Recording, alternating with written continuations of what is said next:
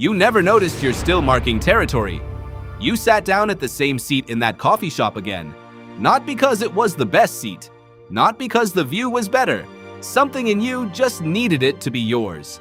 You didn't think about it. You just walked straight to it. That's not a habit. That's not a coincidence either. That's 100,000 years of instinct, quietly steering your body without asking your permission. Here's the strange part. You think of territory as something animals do. Wolves scent marking a forest, lions patrolling a stretch of savanna. You imagine yourself as above all that, a modern creature who has evolved past the need to claim ground. But you haven't. You just stopped noticing you're doing it. Every day, your body draws invisible lines. Around your desk, around your side of the bed, around the armrest on an airplane. You defend these lines with a kind of quiet aggression you'd never call aggression.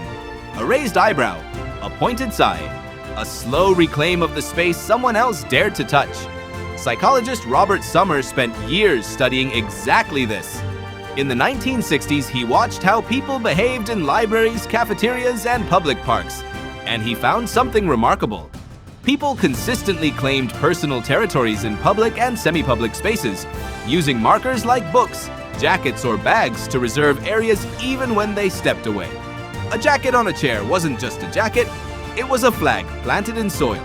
Summer called this the discovery of something deeply embedded in your psychology. You don't need a fence. You don't need a wall. A sweater draped over a seat is enough to make most people walk right past it and choose a different chair, even in a nearly empty room. Why would something so small carry so much power? Because your brain never fully updated for modern life. For most of human history, territory wasn't a metaphor. It was survival. A stretch of land meant water access. It meant food sources your group had already mapped, already hunted, already learned to defend. Losing your territory didn't mean an inconvenience. It meant starvation, or worse, direct conflict with whoever took it from you. So your ancestors developed sharp, fast instincts around space. Notice an intruder. Feel discomfort. Respond before you consciously understand why. That circuitry never disappeared. It just got repurposed. Now it fires over a parking spot, over a shared kitchen, over which side of the couch is yours. Anthropologist Edward T. Hall gave this a name in the 1960s. Proxemics, the study of how you use physical distance to communicate. Hall identified distinct zones around a person, from intimate distance reserved for close relationships to public distance used with strangers. Step into the wrong zone, even by a few inches, and you'll feel it immediately. A tightening, a flicker of unease. That's not etiquette. That's ancient defense software running in the background of a modern moment. You feel it on a crowded train when a stranger stands slightly too close and your whole body angles away without your permission. You feel it when a coworker leans over your desk to look at your screen and you instinctively pull it toward you. None of this is rational. All of it is real. Here's where the story gets stranger. In the 1960s, researcher John Calhoun ran a series of experiments that would later be called Universe 25. He built a habitat for mice with unlimited food, unlimited water, and no predators. The only limit was space. As the population grew, territory became impossible to maintain. Calhoun observed a breakdown in normal social behavior as the population increased, with mice failing to establish territories in mating, nurturing, and social patterns collapsing. The mice didn't die from lack of resources, they died from lack of space to call their own. Now think about your own life. Think about the apartment that felt too small the moment a roommate moved in. Think about the irritation that creeps in on a long car ride when someone's elbow crosses into your seat. Think about how offices with open floor plans, designed to encourage collaboration, so often breed quiet resentment instead. You are not imagining that tension. You are watching territorial instinct collide with a world that was never built with it in mind. Your ancestors didn't share space with strangers by choice. They lived in small, tight-knit groups where every face was known, every boundary was understood, every territory was clearly marked by generations of use. You, on the other hand, are expected to share elevators, offices, and sidewalks with thousands of people you'll never know. Your body hasn't caught up to that shift. It still reacts to a stranger's presence the way it once reacted to a rival tribe crossing into hunting grounds. That's why you feel a strange comfort walking into your own bedroom and closing the door. That's why hotel rooms feel unsettling until you've unpacked your bag and scattered your belongings across the space, marking it, however briefly, as yours. That's why children fight so fiercely over my side of the room, even when the room is barely big enough to have sides at all. You are not being petty. You are not being childish.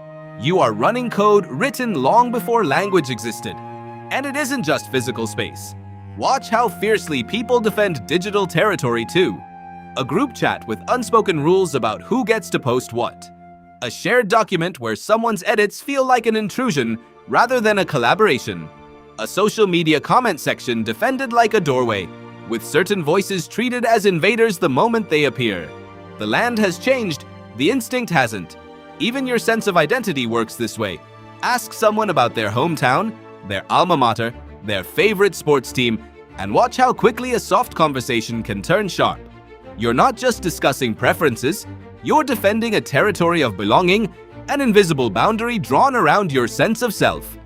Here's the twist that makes all of this even stranger. Territorial instinct isn't purely selfish, it's deeply social. Summer's research found that people didn't just defend their own space, they also respected the claimed space of others, often without being asked to.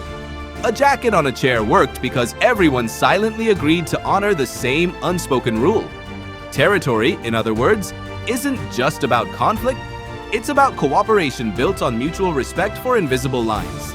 That means every time you avoid a stranger's marked seat, every time you knock before entering a room, every time you ask before borrowing something, you're not overriding your instincts, you're using them exactly as they were designed. Ancient rules, still keeping modern life running smoothly, still holding back chaos one respected boundary at a time. So the next time you feel a flicker of irritation when someone touches your desk, or when a stranger sits too close, or when your favorite chair is suddenly taken, pause for a moment before reacting. You're not overreacting. You're not being irrational. You are hearing the echo of every ancestor who ever depended on a patch of land to survive, whispering the same message across 100,000 years. This is mine. Don't cross this line. You didn't choose that seat in the coffee shop by accident. You chose it the same way your ancestors chose a stretch of forest, a bend in a river, a patch of ground worth defending. Nothing about that instinct has disappeared. It has only changed its shape, following you into offices, apartments, group chats, and quiet corners of your daily life. You're not above the animal kingdom. You never left it. You're just marking territory in a world that forgot how to see the lines.